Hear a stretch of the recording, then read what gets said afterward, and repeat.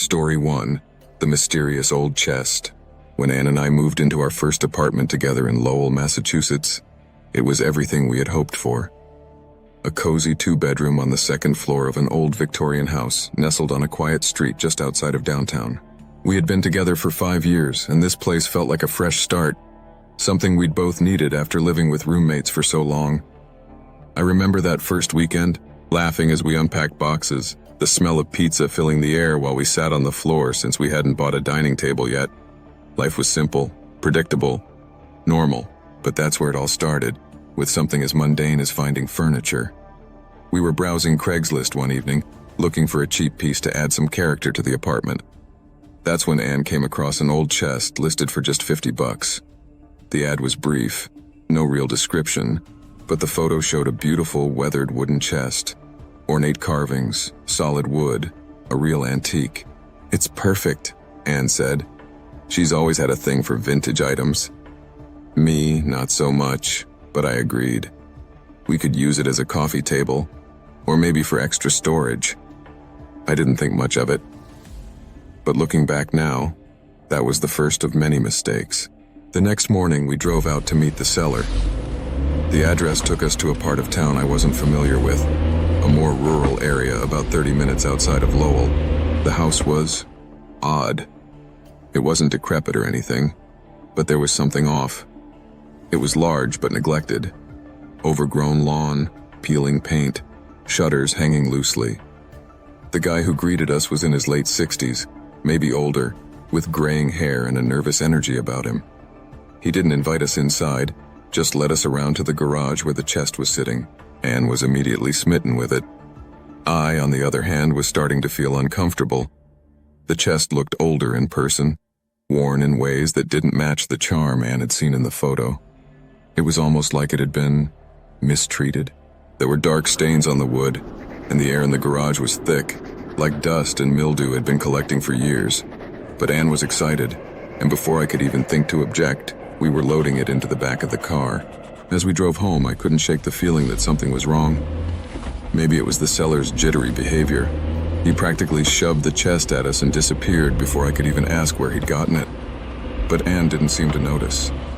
She was already imagining where we'd put it, how it would fit into our new space. That night, we settled it in the living room. It was heavy, more so than it looked, and we had to push it inch by inch until it sat in front of the sofa. Anne was thrilled. Me? I couldn't stop staring at it. Something about it just felt wrong. But I brushed it off, convincing myself it was just nerves from the move. The first couple of nights after the chest arrived were uneventful, or at least that's how it seemed. I didn't realize it at the time, but I hadn't been sleeping well. I'd wake up in the middle of the night feeling like something was off, like someone was watching us. Anne hadn't mentioned anything unusual, so I figured it was just stress. Then came the knocking. It was subtle at first. 3 taps, always in the middle of the night, around 3 a.m. The sound was soft but distinct, coming from the living room. At first I thought maybe it was the building settling, or one of the old pipes knocking through the walls. But then it happened again, and again. Every night. After a week of this, I brought it up to Anne. She shrugged it off. "You're overthinking it," she said. "It's an old building, weird noises are normal." She wasn't wrong, but still, the sound bothered me. It wasn't just random creaks or groans, it was deliberate, like someone, or something, was tapping on the chest. One night, after another sleepless bout of tapping, I decided to check it out. I crept out to the living room, and there it was. The chest. Silent. I stood over it for a minute, heart pounding in my chest, half expecting something to jump out, but nothing happened. Just my overactive imagination, I figured. But things got worse after that. Anne started waking up in the middle of the night too, drenched in sweat, saying she'd had vivid nightmares. The same dream over and over. She was trapped inside the chest, pounding against the lid, screaming, but no one could hear her. She said she could feel the weight of the wood on top of her, feel her breath slipping away. But she couldn't explain why she was having the dream. Then there was the night I found Anne standing in front of the chest. She was just standing there, staring at it in the dark. At first, I thought she was awake, but when I called her name, she didn't respond. I walked over, touched her shoulder, and she jolted awake, her eyes wide with confusion. "What are you doing?" I asked, my voice shaky. I don't know," she whispered. "I just woke up here." That was when we decided to open the chest. The lock was rusted, but not too difficult to pry open with a screwdriver. Inside, we found nothing of value, just old crumpled up newspapers and some faded photographs. The photos, they were strange. Each one showed a person, but none of them looked happy. They were all sitting in odd positions, like they'd been posed or forced to sit still. Their eyes were wide, but their expressions were vacant. It was unsettling. Anne was visibly shaken, but I tried to play it off. "It's just old junk," I said, though deep down I didn't believe it. I wanted to throw the chest out right then and there, but Anne insisted we keep it. "It's part of the apartment now," she said, almost as if she couldn't let go. The nights got worse. The tapping grew louder, more insistent, and I swear I started hearing whispers, like voices trapped inside the chest. Anne's sleepwalking returned, only this time she wasn't just standing by the chest. She started scratching at it, like she was trying to claw her way inside. The final straw came one night when I woke up to find the chest lid open. I'm not sure how it happened. Neither of us had touched it since we opened it weeks earlier. But there it was, wide open in the dark, the air around it cold and heavy. I've never believed in ghosts or curses or anything like that, but I couldn't deny what I was seeing. Something was wrong with that chest, and whatever it was getting stronger. We didn't throw the chest away. We should have, but we didn't. That night, I had the same dream Anne had been describing for weeks. I was trapped, inside the chest, screaming for help, but no sound came out. The walls pressed in on me, tighter and tighter, until I couldn't breathe. I woke up gasping, sweat dripping down my face. And Anne, she wasn't next to me. She was gone. And the chest was still open, waiting. If I could go back, I'd have burned that thing the moment we brought it home. But we didn't. And now, I'm not sure we can ever truly get rid of it.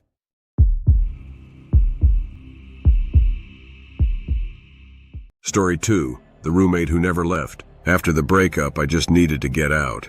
I couldn't stand living in the same apartment we had shared. Everywhere I looked reminded me of her. The worn-out couch where we used to watch movies, the kitchen table where we argued about stupid things.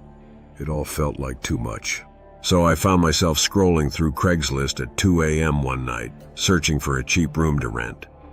I didn't have much money saved up, but I figured I just needed a temporary place, somewhere quiet, away from everything so I could think straight. That's when I found the ad. Room for rent, large house, quiet neighborhood, perfect for students or young professionals, rent negotiable, all utilities included.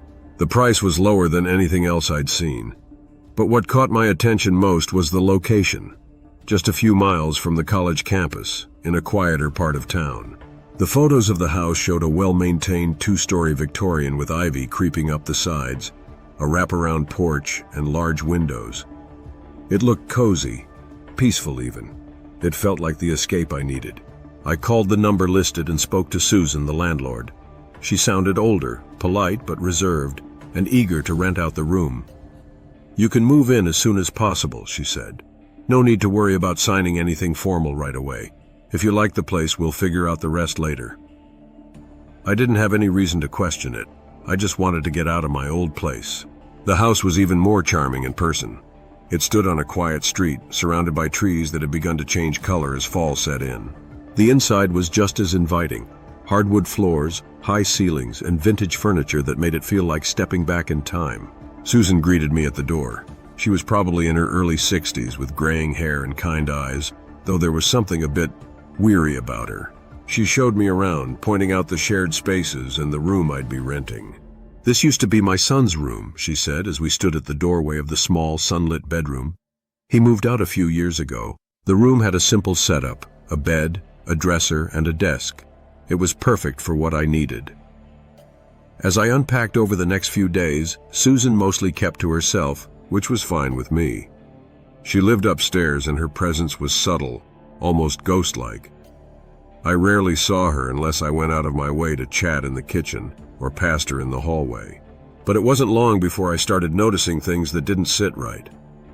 The first night, I heard footsteps, slow, deliberate, like someone pacing back and forth down the hallway just outside my door. At first I thought it was Susan, but when I opened the door, no one was there. The house was quiet again.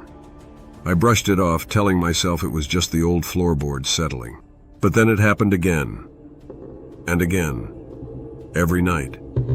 Sometimes I'd hear faint whispers too, not clear enough to make out the words, but just loud enough to keep me from falling asleep. I convinced myself it was the wind, or maybe Susan talking to herself upstairs. One afternoon, I ran into her in the kitchen and casually asked if she had other tenants staying there. She hesitated. "No, it's just the two of us." Something about the way she said it didn't feel right, but I didn't press her. I wasn't the type to stir the pot, especially with someone I barely knew.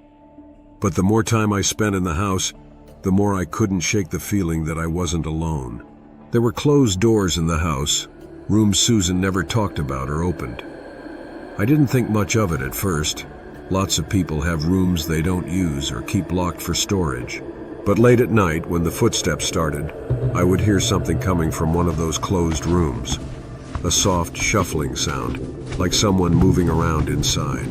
I tried to ignore it, but curiosity got the better of me. One day, when Susan was out running errands, I decided to check one of the rooms. It was an old study, covered in dust. Papers were scattered across the desk, but it was the smell that hit me first. Stale, musty, like the room hadn't been touched in years. There were old family photos on the wall, and I noticed one of a younger Susan with a man about my age. He was smiling in the picture, but something about his eyes seemed off, distant, uncomfortable. I didn't stay in that room long. That night I heard the footsteps again, only this time they were louder, clearer. I was sure I wasn't imagining it anymore. They stopped just outside my door. I lay there, heart racing, waiting for something to happen. But after a few moments, the house fell silent again. I confronted Susan the next morning. I needed answers. "Is there someone else living here?" I asked. "I keep hearing footsteps at night. It's like someone's walking around." Susan's face turned pale, and for the first time since I'd moved in, she looked genuinely scared. You heard him?" she whispered. I didn't know how to respond. "Him?" She looked away, wringing her hands. "My son, Stephen. He never left." I felt a chill run down my spine. "But you said he moved out." "He did, in a way." Susan wouldn't meet my eyes as she explained. Years ago, Stephen had died in a car accident, but she couldn't let go. She kept his room exactly as it was, and somehow, over time, she convinced herself that his spirit never left the house. She told me she would hear him at night too, his footsteps, his voice. She believed he was still there, watching over her. I didn't believe in ghosts. Not really. But the things I had been hearing, they felt too real to dismiss. That night, as I tried to sleep, the footsteps returned. Only now they were louder, more insistent. I sat up in bed, staring at the door. My heart pounded in my chest as I listened to the sound of heavy breathing on the other side. It was faint, but unmistakable. I couldn't take it anymore. I grabbed my phone, flicked on the flashlight, and opened the door. The hallway was empty, the house was still, but the footsteps, they didn't stop. They were coming from the room down the hall, the one Susan never opened. Without thinking, I walked toward it. My hand shook as I reached for the doorknob. It was cold to the touch. I turned it, pushing the door open, and felt the air in the room grow heavier, thicker. It was dark, but as my eyes adjusted, I saw the outline of a figure standing by the window. Stephen. Or at least, what used to be Stephen. He didn't move, didn't speak. Just stood there, staring out the window, his back to me. The air felt oppressive, like the room itself was breathing. I backed out of the room, shutting the door behind me, heart racing. The next morning, I packed my things. I didn't even tell Susan I was leaving. I just couldn't stay there any longer. Whatever was in that house, whatever Susan had invited in, I wanted no part of it. But as I was leaving, I looked back one last time. And there, standing in the upstairs window, was Stephen, watching, I'm not sure if he's still there or if Susan's still living in that house. But sometimes, late at night, I think about the footsteps, and I wonder if I didn't leave a part of myself behind.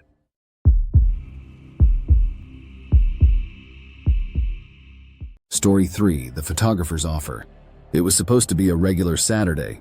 I had no big plans, just hanging out with my friends, catching up, maybe grabbing a few beers later. It's funny how the most normal days can change your life in ways you don't expect. That's what happened to me. I had just moved to Austin, Texas a few months ago, and I was still trying to get my footing. My job in marketing kept me busy, but outside of work, I didn't know many people in the city. Most weekends I'd spend my time on my own, exploring the downtown area or scrolling through Craigslist for furniture or gigs. I wasn't looking for anything in particular that Saturday, just browsing, killing time. That's when I stumbled upon an ad that caught my eye. Looking for models for photography project. Great pay, flexible hours. I wasn't a model by any stretch of the imagination. I'm a regular guy, about 6 feet tall, average build, nothing remarkable. But the part that stuck out was the pay, $200 for a single session. Easy money for just standing in front of a camera, right? It seemed harmless enough. And besides, I was short on cash after moving and paying off some bills. The timing felt perfect. I clicked on the ad and saw a few examples of the photographer's work. It was all black and white portraits, artsy but not overly weird. The guy's name was Jason Myers. I sent him a quick message, not expecting much, and to my surprise, he replied almost instantly. "Hey Tom, thanks for reaching out. You've got the perfect look I'm going for. Are you free tomorrow afternoon?" I hesitated for a second. Something about the speed of his reply felt a little off. But then again, people respond quickly all the time. Maybe he was just eager to get started. I agreed, and he gave me an address to meet him at, an old warehouse on the outskirts of town. The next day, I showed up at the warehouse around 3 p.m. The place was run down, abandoned looking, like it hadn't been touched in years. There were cracks in the walls, graffiti scrawled across the sides, and weeds growing up through the cracked pavement. It definitely wasn't what I had expected, but I thought, maybe it's one of those industrial chic places that photographers love using for shoots. I knocked on the door, and after a few moments, Jason appeared. He was a bit older than I had pictured, maybe in his late 40s or early 50s, with long, greasy hair and a pair of thick glasses. He smiled when he saw me, but there was something about his expression that made my stomach turn, like he was too eager, too excited. "Tom, right?" he said, opening the door wider. "Come on in, let's get started." I stepped inside, and the air was musty, stale, the kind of smell that lingers in a place left forgotten for too long. Jason led me through the warehouse, and we passed through several rooms before reaching what looked like a makeshift studio. The setup was simple, just a camera on a tripod, a few old lights, and a backdrop that looked like it hadn't been washed in years. "Okay, let's begin with some basic shots," he said, positioning me in front of the camera. "Nothing fancy, just natural." The first few minutes were pretty standard. Jason took a bunch of pictures, telling me to stand here, tilt my head there. It felt awkward, but I was making $200 for this, so I went along with it. Then things got weird. After about 30 minutes, Jason paused and stared at me through the lens. His eyes narrowed, like he was studying me, analyzing me. "You've got a good look," he said quietly. "I think I can use you for something special." "What do you mean by special?" I asked, my voice shaky. He didn't answer. Instead, he walked over to a table in the corner of the room, where I hadn't noticed a large, worn-out book lying before. He opened it, flipping through the pages with a strange intensity. The photos inside weren't just portraits. They were eerie, disturbing images of people with blank expressions, standing in dimly lit rooms that looked like prisons. Their eyes were vacant, as if life had drained out of them. I felt a cold sweat break out on my neck. "Is this part of the project?" Jason glanced up at me, his smile gone. "In a way," he said, closing the book. "There's a certain look I've been trying to capture. It's hard to find, but I think you have it." I backed up a little, feeling the walls close in. "I'm not sure I'm comfortable with this," I said, inching toward the door. Jason's face darkened. "You've already started," he said, his voice cold. "You can't leave now." That's when I noticed the door I came through was closed, and there was no handle on the inside. My heart started racing. "Listen, man, I just wanted to do a quick shoot. I'm not interested in whatever this is. Jason's expression didn't change. It's not about what you want anymore. I turned and bolted for the nearest exit, but the warehouse was a maze. Every corner I turned led to another dead end or a locked door. Jason's footsteps echoed behind me, slow and deliberate. He wasn't rushing. He didn't need to. After what felt like hours of running, I stumbled into a dark room at the far end of the warehouse. I slammed the door behind me and locked it, my breath coming in ragged gasps. There was nothing in the room but a single light bulb hanging from the ceiling, and the shadows in the corners seemed to move, like something was watching me. That's when I saw them, the photos. Dozens of them, pinned to the walls. They were all different people, but they all had the same blank, lifeless expression. And then I realized some of the faces were familiar. They were people I had seen on missing persons reports, faces that had appeared on the news. My stomach lurched. I grabbed my phone and tried calling for help, but there was no signal. My only hope was to wait it out, maybe find another way out when Jason stopped looking for me. But as I stood there in the dark, staring at those photos, I heard it. The click of the camera. I whipped around, but the room was empty. Still, the clicking sound continued, rhythmic, steady. It was coming from the walls themselves, like the whole warehouse was alive, watching me, documenting me. I knew I had to get out. My hands fumbled over the walls, searching for anything, any hidden door or passage. That's when I felt it, a small latch in the corner. I yanked it open, and to my horror, I found a narrow staircase leading down, deeper into the warehouse. I didn't want to go down, but I had no choice. The sound of the camera clicks grew louder, more insistent, almost like they were inside my head. I descended into the darkness. I'm still not sure how I got out of there. Maybe I was lucky. Maybe Jason let me go.